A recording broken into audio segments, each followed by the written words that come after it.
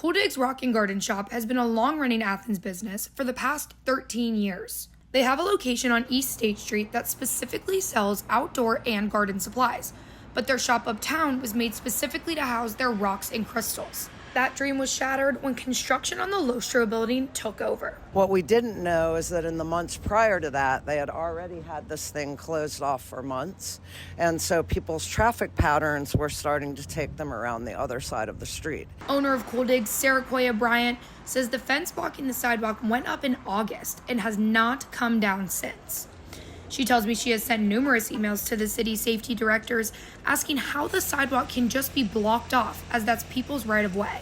We had routine customers who immediately were complaining, hey, I can't park up here. These guys are taking up lanes of parking. They're covering all the bags. No one can get to your shop. I have to jaywalk to get to your shop now. Athens resident and employee at Rise and Grind Coffee Truck, Cannon Mitchell, says he's seen how this construction has disrupted businesses, and he says it's uncalled for. The officials that are in charge of this town, I think, are meant to try to preserve as much of it as possible, and I think that it is a bad decision on their parts to let these businesses die.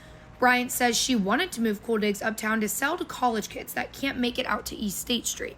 Unfortunately, she says she was bleeding money, forcing her to ultimately shut down. What about all of these other businesses? Like you're shutting down 3 businesses over empty promises from an unfinished development that is way over time already.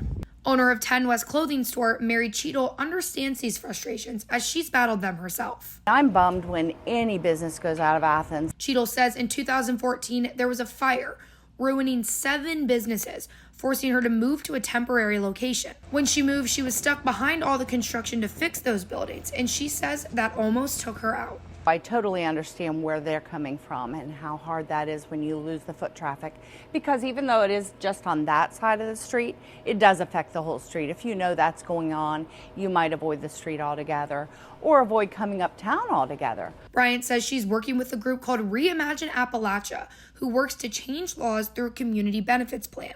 Bryant says this plan would be a binding contract between the community and the city to ensure wherever construction is happening, they're being good neighbors.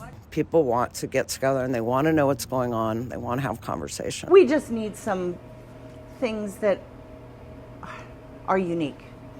Let's bring some uniqueness back to Athens.